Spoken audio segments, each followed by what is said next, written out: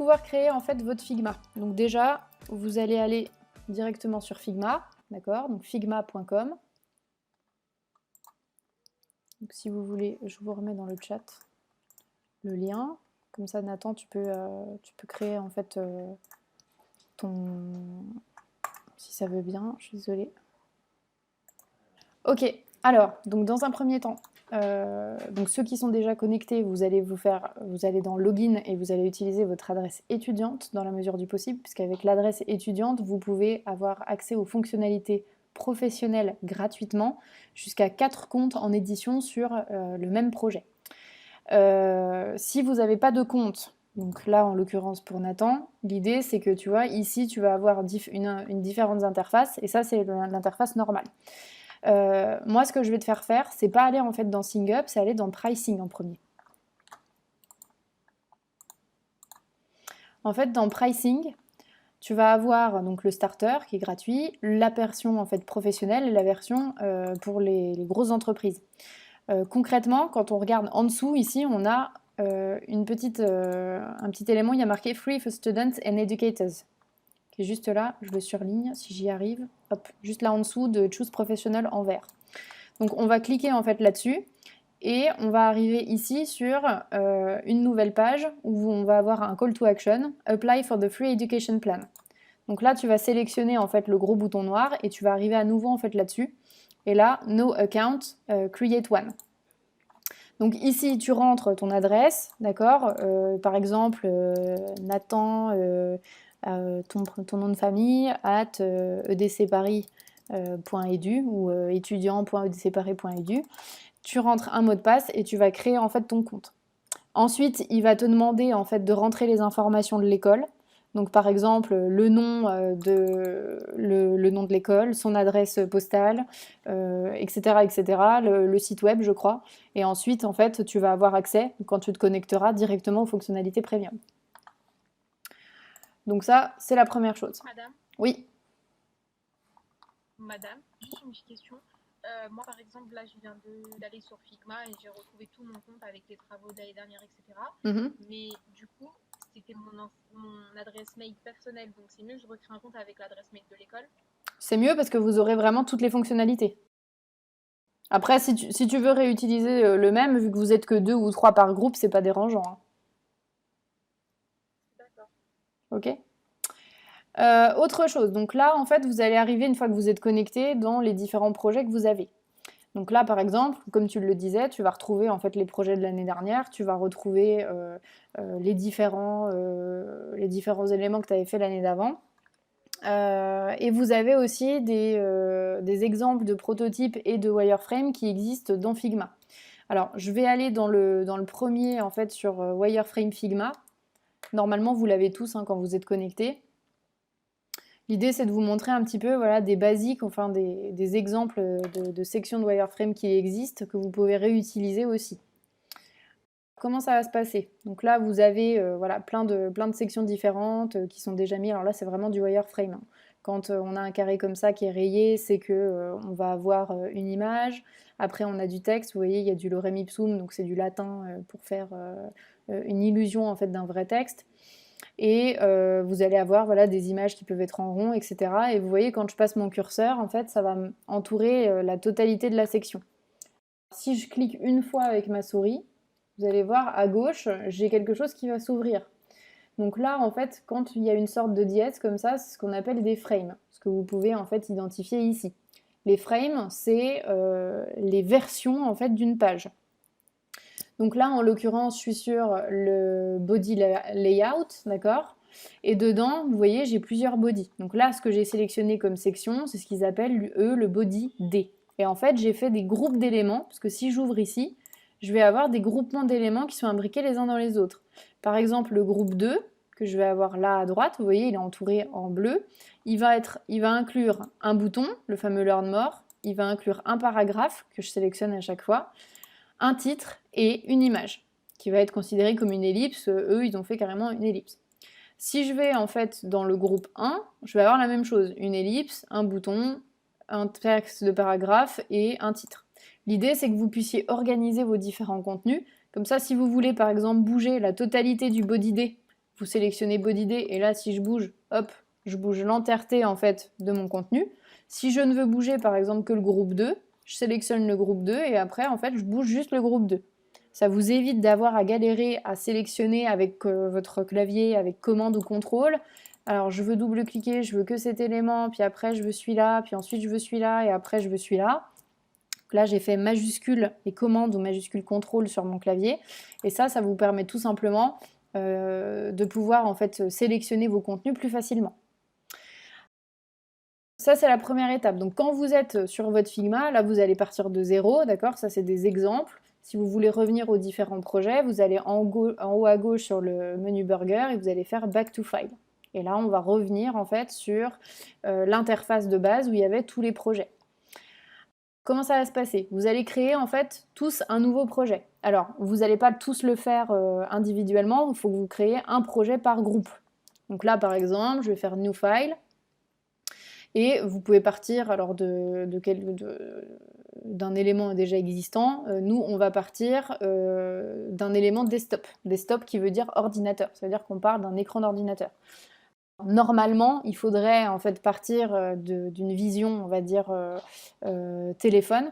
Comme je vous le disais tout à l'heure, il y a aujourd'hui plus de 60-65% des transactions et du trafic en ligne qui se fait sur mobile. Mais pour commencer, on va dire, sur Figma, c'est bien que je vous fasse travailler en fait sur desktop. Donc, je double-clique sur desktop, je fais Create File. Et là, je vais créer en fait mon nouveau projet. Donc, je vais arriver sur cette interface. Alors, vous pouvez facilement en fait zoomer et dézoomer. Si vous avez un Mac, avec vos deux doigts, tout simplement, vous pouvez grossir, dégrossir. Si vous êtes sur un PC, vous pouvez appuyer soit sur contrôle et jouer avec la molette, d'accord? Ou commande, pareil, commande sur un Mac, et vous jouez avec la roulette de votre ordinateur. Vous avez aussi la possibilité pour le zoom, en haut à droite, je ne sais pas si vous voyez, il y a marqué Zoom View Option, et là je suis à 45%, vous pouvez faire Zoom to Fit, ça va ajuster à la fenêtre, et vous pouvez gérer justement votre zoom ici. Première chose, là je suis sur Desktop 1, ça veut dire que là j'ai une frame qui a été faite, et vous voyez j'ai une seule page. Vous avez deux possibilités pour pouvoir gérer justement vos maquettes. La façon la plus simple, ça pourrait être que vous utilisiez en fait une seule page et que vous mettiez toutes vos pages de site dans des frames. Ça veut dire qu'à la place de Desktop 1, je vais avoir par exemple la Home. En dessous, je vais avoir la page de concours, la page de contact, etc. Donc là, ça veut dire qu'à chaque fois, en fait, je vais créer des nouvelles frames. Ok, donc là par exemple je peux l'appeler, je vous montre un exemple, hein, Home. Je vais créer une nouvelle frame, par exemple je vais faire dupliquer ou je vais faire plus, je fais un CTRL-C, CTRL-V, hop, j'ai une deuxième image qui va arriver, hop, par exemple contact. Et donc là en fait je vais avoir voilà, mes pages les unes à côté des autres. Donc ça c'est la première version de ce que vous pouvez faire. Ça veut dire que chaque page vous allez les créer en frame. Ici, ok? Donc ça, c'est la première option, si vous voulez avoir tout sur la même interface. Ça veut dire qu'en gros, vous allez avoir votre site entier qui va être affiché comme ça. C'est un peu comme ce que je vous montrais tout à l'heure. La deuxième option, c'est de créer directement en fait des pages et n'utiliser que les frames si, par exemple, vous avez plusieurs versions d'une même page. Je vous donne un exemple simple. Imaginez sur votre home page, vous avez un slider. Ça veut dire qu'il y a des images qui vont défiler. Vous pouvez très bien en fait avoir la home page qui va être là et vous aurez par exemple juste à côté la deuxième image, puis après hop, la troisième, etc. etc. Ok? Donc vous pouvez faire soit la création des pages, donc pareil, si vous double-cliquez en fait à gauche sur le menu, vous pouvez changer par exemple le nom en mettant Home. D'accord? Donc là je sais que je serai sur la Home. Je peux créer une nouvelle page en appuyant sur le petit plus, et par exemple ici ce sera ma page contact, et je pourrais en fait créer une frame. Et après, vous voyez, quand je sélectionne, hop, ça me met directement ce qu'il faut. Je vous rappelle quand même que pour choisir la bonne taille de la frame, donc on sélectionne la frame et on va aller dans... où est-ce que c'est déjà? Ici, donc dans Design. Là, vous allez pouvoir sélectionner tout simplement en fait Desktop. D'accord? 1440 par 1024, c'est le standard d'un ordinateur 13 pouces. Donc je vais sélectionner en fait directement le desktop et ça va me mettre à jour en fait la bonne largeur. Donc là, vous pourrez en fait directement gérer votre... Vous pouvez remontrer ce que vous venez de faire, s'il vous plaît? Oui. Juste, vous avez cliqué dans design et après, j'ai pas vu, ça a bugué. Ok, donc je sélectionne en fait ma frame, ok. Je suis dans design en haut à droite et je vais sélectionner frame ici et je vais prendre desktop, tu vois, où ça met 1440 x 1024 pixels. Quand je sélectionne ça, ça va automatiquement en fait modifier ce qu'on appelle la width en anglais qui veut dire largeur et height qui veut dire hauteur. Donc ça en fait, c'est ce qui va s'afficher sur votre écran quand vous avez un 13 pouces. À partir du moment où, de toute façon, vous allez scroller en fait sur le site, vous avez deux options. Vous voyez ma souris, soit je mets ma souris en bas, je clique avec mon curseur et ensuite je glisse vers le bas pour agrandir la taille de ma page. D'accord? Et quand j'ai fait ça, je ne sais pas si vous avez vu, mais à droite ici, il y a la hauteur en fait de ma page qui a augmenté. Si par exemple je mets 200, je vais avoir en fait une page toute petite. Et si je mets 3000, je vais au contraire avoir une page très haute. D'accord? Donc l'idée, c'est que c'est pas grave si votre page elle fait 3 km de hauteur. De toute façon, quand vous aurez fait en fait votre maquette et que vous l'aurez intégrée en tant que site web, votre utilisateur il va scroller. C'est-à-dire qu'il n'aura d'afficher que ce qu'il y a sur son écran et c'est le fait de descendre dans la page, de scroller, qui va faire que vous pourrez voir le reste du contenu. Alors, je vous remonte l'exemple avec Up to You. Hop, je vais juste montrer là. Je peux même pas l'ouvrir, si c'est bon. Donc je vais vous montrer en fait ce que ça doit rendre sur une maquette qui est déjà aboutie, d'accord? Vous voyez à gauche, j'ai mis différentes pages. J'ai la home page, la page vente, la page inbound, la page formation, la page blog, etc. etc. Et j'ai aussi créé ici ce qu'on appelle des navbars. Les navbars, c'est celles que je vais pouvoir appeler directement en fait sur mes autres pages. Alors ça, je vous montrerai comment le faire. En attendant, vous pouvez juste faire des copier-coller en fait des éléments. C'est pas un problème. Allons sur la home page. Vous voyez sur la home page, j'ai plusieurs versions en fait que j'avais faites pour créer ma maquette. Donc c'est pour ça en fait que j'ai une version à gauche, une version là, une version 3. Et on voit en fait la V3 qui a été finalisée le 30 décembre. Donc c'est celle que là je vais avoir intégrée en fait sur mon site web. Comme tout à l'heure, vous voyez, quand je passe ma souris, alors je vais agrandir un petit peu, quand je passe ma souris sur les éléments, vous voyez, ça englobe en fait la totalité des éléments. Ça veut dire que je vais avoir ce qui va être entouré là en bleu, c'est mes sections.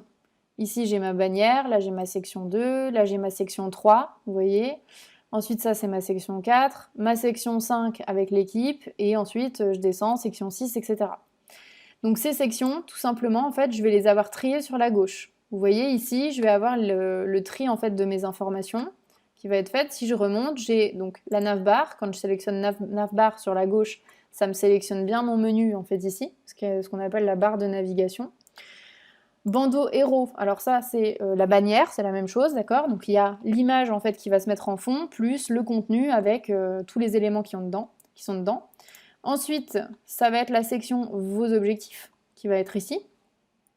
Donc, encore une fois, on ne peut pas faire les animations sur la maquette, c'est pas l'objectif. L'idée, c'est vraiment en fait de définir structurellement ce qui va se passer et ensuite de pouvoir noter fonctionnellement ce qu'il va y avoir. Le bandeau vidéo, donc ça va être là derrière. Le bandeau référence, c'est ce qu'on a dessous, ici, il nous faut confiance. Ensuite, le bandeau l'équipe, c'est ça. Et près, de la même façon, en fait, je vais trier les infos. Je peux sélectionner plusieurs éléments pour les mettre ensemble, d'accord? Là, par exemple, je prends le call to action et allez, Jérémy, ou alors je peux même prendre Jérémy, Adeline et Vincent. Et si je clique droit, vous voyez ici, j'ai un nouveau menu qui va s'afficher et je vais pouvoir faire groupe sélection. Et si je les groupe, alors je clique dessus pour vous montrer, ça va me créer en fait un nouveau groupe d'éléments que je vais pouvoir déplacer si je les sélectionne. Tout ce qui était inclus en fait dans les éléments, hop, je vais rouvrir en fait et déployer. Jérémy, Adeline et Vincent sont dans ce groupe-là. Si je veux annuler, je fais commande Z, tout simplement. Et vous voyez, ça va me remettre à nouveau mes éléments dégroupés. Vous pouvez aussi le faire directement en cliquant droit et vous faites groupe sélection à nouveau et ça vous l'enlèvera. Autre chose au niveau de la structuration des éléments. Je vous invite à bien nommer vos différents éléments sur la gauche pour que vous vous y retrouviez facilement. Je vous prends un exemple du bandeau référence. Il faut qu'au niveau des logos clients, par exemple, j'arrive à retrouver facilement le nom des différents logos. D'accord? Donc là, par exemple, DC, Harry Winston, Anna Schaff, etc. On va les retrouver facilement en fait sur la gauche. Parce que si vous commencez à mettre plein d'images partout, qui ont des noms de copies d'écran, des noms d'éléments que vous avez téléchargés, vous n'allez pas vous y retrouver, vous allez prendre beaucoup de temps en fait à retrouver. Donc c'est important de structurer en fait vos éléments et de les grouper. Donc pour faire la modification, c'est tout simple. Vous double-cliquez à chaque fois sur les éléments et vous avez en fait l'édition qui est possible. Vous pouvez aussi modifier. Donc ça c'est pour le titre des éléments. Après si vous voulez modifier un texte par exemple, vous allez directement dessus et vous pouvez le modifier directement sur le texte. D'accord? Par exemple, hop, je mets un point d'exclamation. Autre chose que je voulais vous remontrer par rapport à l'année dernière, la fonctionnalité que je voulais vous montrer, c'était la possibilité justement de calquer des éléments les uns sur les autres. Parce qu'il faut justement trier en fait quel va être l'élément qui va être derrière, quel va être l'élément qui va être devant. Exemple tout simple, ici sur ma bannière, je vais avoir en fait mon tigre qui va apparaître en fond, d'accord? Et par-dessus, j'ai mis des éléments. Déjà, j'ai ma navbar qui apparaît dessus. Donc si je la mets par exemple, je vais prendre la navbar, je vais cliquer et déposer, ce qu'on appelle du drag and drop. Vous voyez, je l'ai mis derrière, à gauche. Là, je la remets devant, hop, vu qu'elle est principale, elle va être affichée en premier. Vous avez la possibilité de gérer à l'intérieur en fait de vos différents éléments. Vous pouvez sélectionner par exemple, prenons l'exemple du tigre. Je vais faire clic droit et en fait je peux choisir de l'amener directement tout devant, donc bring to front. Moi, je vais l'amener tout devant. Si je veux le mettre tout derrière, je mets send to back. C'est la même chose que mettre tout derrière. Et après, je peux aussi jouer étape par étape. Bring forward, ça veut dire que je vais le remettre un cran vers l'avant. Et send backward, ça veut dire que je vais le remettre un cran vers l'arrière. Vous pouvez aussi faire ce qu'on appelle des hover. Donc là, par exemple, et des transparences. Là, je prends l'exemple de la navbar. La navbar ici, elle est transparente. Alors vous allez voir, alors c'est pas le bon exemple parce que la navbar on l'a travaillé ailleurs, mais je vais prendre l'exemple du rectangle ici qui est bleu. Je sais pas si vous voyez bien. Ici, je vais avoir une transparence. Ça veut dire que mon bleu, en fait, il n'est pas 100% bleu. Alors, vous voyez à droite, là, il y a un endroit où il y a marqué fil. Donc là, déjà, j'ai mon code couleur qui s'affiche, 47BEF, que vous pouvez modifier, d'accord? Vous avez ici la possibilité de choisir les différentes couleurs. Donc là, vous pourrez reprendre en fait les couleurs qui sont en lien avec la charte graphique du client pour lequel vous bossez. Dans votre cas, c'est Levi's. Et une fois que vous avez fait ça, vous avez aussi la possibilité de choisir la transparence. Vous voyez, là, je peux jouer en fait avec cette barre sur la transparence. Et je vois en fait ce que ça donne ici en termes de pourcentage. Si je mets 90, ça va obligatoirement me faire 90% en fait de transparence. De cette façon, vous pouvez en fait ajouter ce qu'on appelle un hover.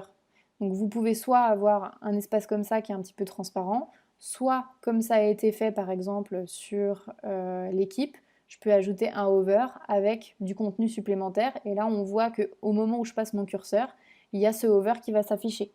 Et si je vous montre après sur le site web ce que ça donne, pour qu'on comprenne quand même à quoi ça sert, quand je passe en fait ma souris dessus, vous voyez j'ai le hover qui va s'afficher.